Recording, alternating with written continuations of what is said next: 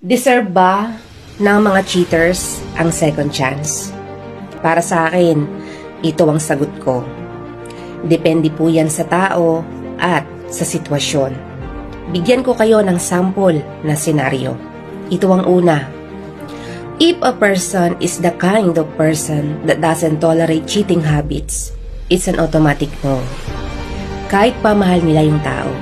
Pero, kung mahal mo pa, at nakikitaan mo na kaya pang i-repair yung relasyon, kaya mo pang magpatawad, kaya mo pang makatulog sa gabi habang naiisip yung kasalanan niya, then go.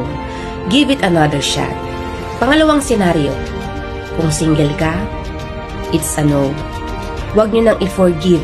You have given an opportunity na maimulat ang mata mo sa pwedeng mangyari. Pero, if ever na mag-asawa na kayo, kung kaya pang ilaban at willing both parties to forgive and to move on at ayusin ang pamilya, then go, lalo na pag may mga anak kayo. Pero if ever na na-abuse ka na, paulit-ulit na lang, your partner doesn't see your worth and habitual cheater siya kahit malambing pa, I think better to heal yourself first rather than magpatuloy sa relasyon kahit mag-asawa na kayo. Love yourself first. Know your worth